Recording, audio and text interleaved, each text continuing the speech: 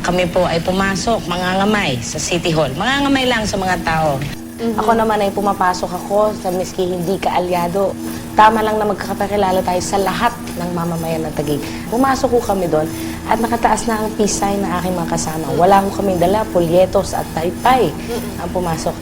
At nakalabas naman kami na maayos. Kasama ho talaga sa ruta yung Mabini Street. Dahil doon pagkatapos mo doon ay madami pang residente. Doon ho nangyari. Yung naganapan na pambabato, bugbugan ay nangyari sa gilid ng City Hall. Nakalabas na kami. Parang inabangan pa ang mga tao. Kasi po tayo.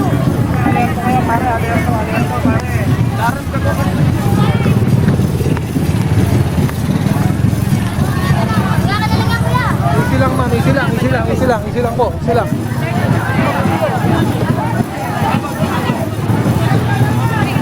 Easy lang.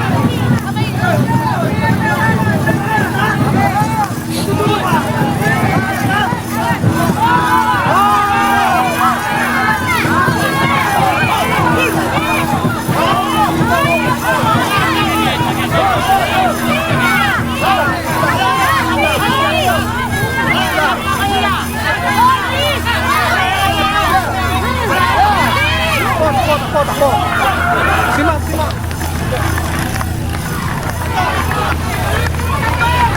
ma'am, secure na si ma'am.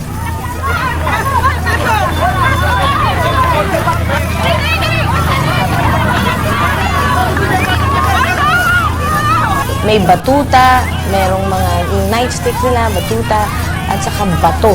Yun ang nakita namin. Yun ang nakikita. Yun ang sa reports, even sa St. Luke's. Yun po ang lumalabas na ginamit. Nag-house kami. Mismo. Umiikot na ngampanya kayo sa City Hall.